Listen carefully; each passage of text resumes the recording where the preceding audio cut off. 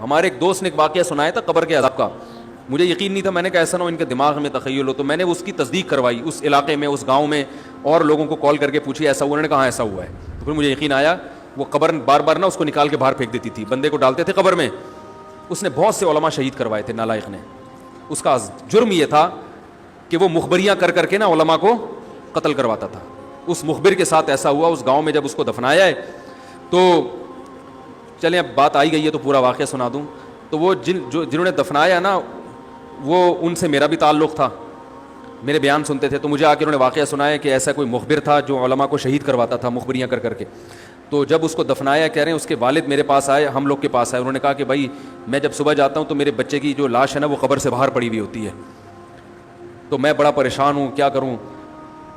تو ہم پھر دفن کرتے ہیں تو اچھا قبر بالکل صحیح ہوتی ہے اوپر سے, اور وہ بندہ باہر ہوتا ہے, وہ دوبارہ بند ہو جاتی ہے قبر.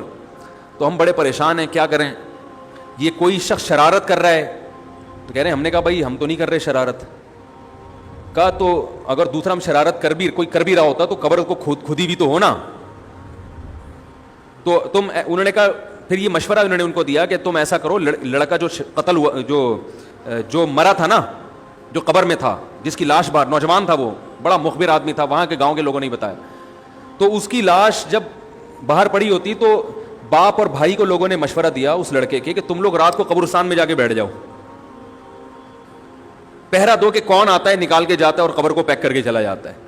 تو وہ صاحب مجھے بتا رہے تھے کہ اگلے دن وہ چیختے ہوئے آئے ہیں, چیختے ہوئے, باپ اور بھائی جو ہے نا, کہہ رہے ہم نے رات کو منظر دیکھا کہ پہلے ہمیں رات جب اندھیرا ہوا ہے نا تو قبر کے اندر سے چیخنے کی آواز آئی, اور ہمارے سامنے قبر کھلی ہے تو ہم نے اس لڑکے کو دیکھا کہ آگ جل رہی ہے اس کی لاش پہ, اور وہ ایسے ایسے اپنے سر کو پیٹ رہا ہے.